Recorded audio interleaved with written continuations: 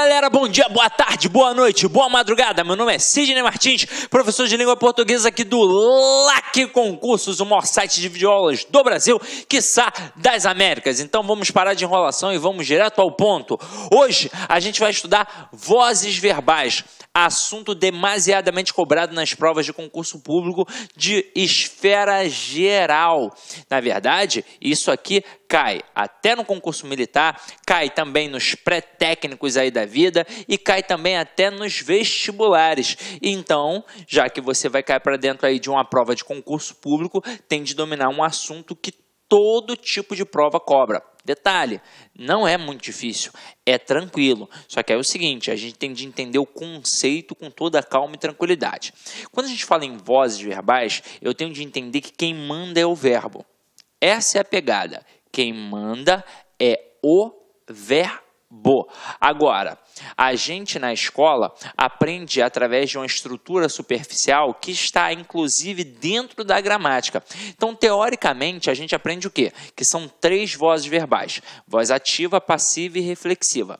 Aí, naquela concepção que a gente aprende na escola, que soluciona basicamente mais de 90% das questões que você vem a fazer, então é por isso que você pensa apenas naquela pegada, você aprende que a voz ativa, teoricamente, é aquela na qual o sujeito pratica a ação, aprende que na voz passiva é aquela na qual o sujeito, teoricamente, sofre a ação, e que na voz reflexiva é aquela na qual o sujeito pratica e sofre a ação em si mesmo. Isso vai solucionar vários casos, só que a gente vai entender agora mais a fundo, ok? Então vem aqui comigo, ó. Então eu tenho a voz ativa, a passiva e a reflexiva. Vou colocar aqui 3 frases, ó. Arthur comeu o bolo. O bolo foi comido por Arthur e Arthur feriu-se com a faca. Então vamos lá.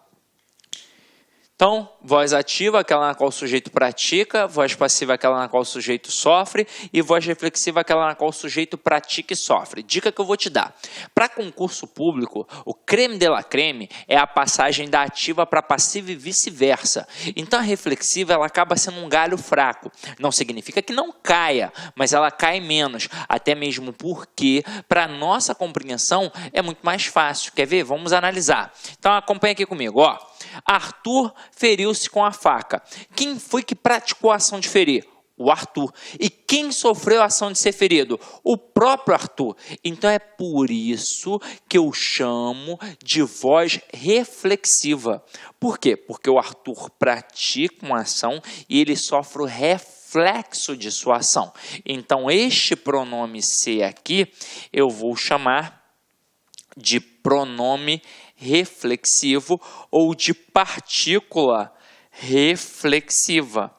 Por quê? Porque indica a reflexividade do processo. Afinal de contas, é como se eu dissesse que o Arthur feriu a si mesmo, que o Arthur feriu a si próprio.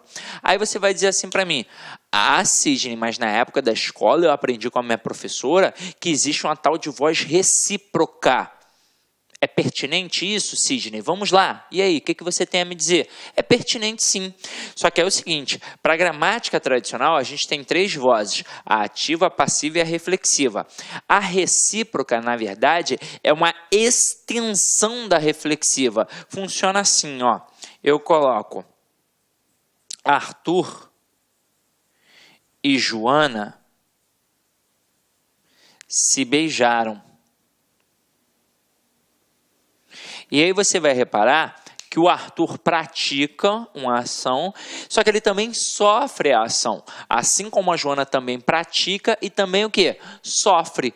Só que agora é o seguinte, eu não tenho apenas um elemento. Então não é um elemento praticando uma ação e sofrendo o reflexo de sua própria ação. Eu tenho, na verdade, 2 elementos. É um processo simultâneo. E por isso eu penso na questão da reciprocidade.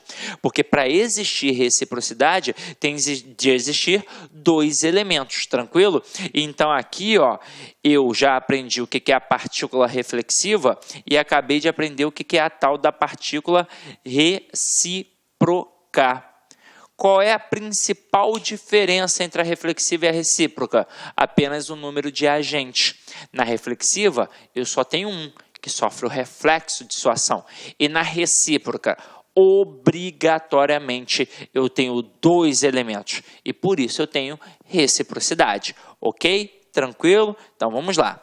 Agora, eu vou apagar essa parte aqui de baixo, que você já anotou espertamente, sabiamente. E a gente vai cair para dentro das outras duas sentenças que a gente tem aqui agora, ó.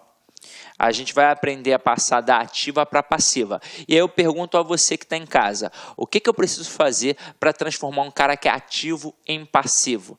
Aí você deve estar pensando sacanagem, mas é mais ou menos isso mesmo. Eu vou dar uma cruzada nele, ó. É isso aqui que eu vou fazer, ó. Só que é o seguinte, vamos analisar etapa por etapa. Quando eu digo Arthur comeu o bolo, quem praticou a ação de comer? Arthur. E quem sofreu a ação de ser comido? O bolo. Então, eu tenho um verbo, que é o verbo comer, um sujeito, que é Arthur, e um objeto, que é o bolo. Detalhe, eu aqui tenho um verbo transitivo direto. Verbo transitivo direto é aquele que pede o complemento sem a preposição. Ou seja, aquele que pede um objeto direto. E aí a gente entende que para cada ação que a gente pratica, sempre haverá alguém que vai sofrer ou ser alvo da ação. Quem sofre é alvo da ação funciona como objeto. Mas aí pensa comigo, quem é que sofre? É o objeto direto. Então, a gente sempre, para fazer questão de vozes verbais, vai pensar num verbo que seja transitivo direto. Por quê? Porque só dá para passar da ativa para a passiva quando eu tenho um verbo transitivo direto, ou então, quando eu tenho um verbo transitivo direto e indireto, e isso por causa do direto. Daqui a pouco eu vou mostrar para vocês. Por quê? Porque o cara que está sofrendo a ação na ativa é o que vai passar a sofrer na ação na passiva e vai ser chamado de sujeito. Eu não tenho como fazer isso com um objeto indireto, por exemplo. Por quê? Porque eu não posso ter um núcleo de sujeito preposicionado, já que o objeto indireto tem preposição, como é que ele vai vir para a voz passiva com aquela preposição sendo um sujeito? É impossível, tranquilo? Então vamos lá, eu tenho aqui Arthur, que é o sujeito, o verbo, que é transitivo direto, e o bolo, que é um objeto direto. Então, vamos lá, vamos analisar etapa por etapa. O Arthur, ele pratica a ação na ativa. Ele vai continuar praticando a ação na passiva. Só que a gente agora vai mudar a função sintática, porque na ativa quem pratica é o sujeito. E na passiva, quem pratica é o agente da passiva. Agora, e o bolo ali? Ele está sofrendo a ação na ativa. Quando passar para a passiva, ele vai continuar sofrendo a ação. Eu só vou mudar o quê? Eu vou mudar a função sintática, porque na ativa quem sofre é o objeto direto. E na passiva quem sofre é o sujeito. Ok? Agora, vou lançar um desafio para você que está em casa. Coloca assim, ó, Arthur levou um choque. Aí eu te pergunto, voz ativa ou voz passiva? Aí muito aluno vai pensar assim, ué, o Arthur sofreu, então a voz é passiva. E aí lembra que eu te disse no início da aula que aquela explicação da gramática, aquela explicação lá na escola era superficial? Atendia a vários aspectos. Você iria solucionar mais de 90% das questões, mas não é a realidade. Porque é o seguinte, quando eu penso em estrutura verbal, quem sempre vai mandar é o verbo. É o verbo. é o verbo que manda nas vozes verbais, na conjugação verbal, na correlação verbal. Olá, meus amigos, minhas amigas, sou o professor Luiz Antônio Carvalho e com muito prazer, muita satisfação, estou aqui para fazer um convite e ao mesmo tempo um desafio para você, meu amigo, minha amiga, que vai concorrer ao concurso Copasa 2017 de Minas Gerais. Meus amigos e minhas amigas, nós aqui do Lá Concursos preparamos um curso super competitivo, um curso super atualizado, um curso completaço que eu tenho certeza absoluta que vai te ajudar muito na sua aprovação. Olha só, qual que é o desafio? Nós incluímos uma cláusula de garantia neste curso. Cláusula de garantia, é isso mesmo. Durante 7 dias, você pode fazer a sua matrícula normalmente aqui no site do Lá Concursos, né? Nesses 7 dias você pode assistir quantas videoaulas você quiser, quantas vezes você desejar. E durante esse período, é um período de quê? De demonstração, de degustação. Se você não gostar da videoaula, durante esse período de 7 dias, você pode estar entrando em contato com a nossa central de atendimento via e-mail, tá certo? Via e-mail, só fazer, desejo o cancelamento do curso, esse é meu nome, aqui é meu e-mail, aqui são meus dados, não precisa justificar o porquê disso. Só vai lá, solicita o cancelamento durante esses 7 dias que nós iremos devolver o seu dinheiro integralmente. Não vamos cobrar nem as aulas que você vai assistir nesse período e nem o material de apoio. Só faz isso por quê? Só faz isso quem confia no trabalho, quem está seguro disso. Então essa é a cláusula de garantia, nós confiamos no nosso trabalho. Este não é um curso normal, é um curso competitivo. Papo reto com vocês, preste muita atenção.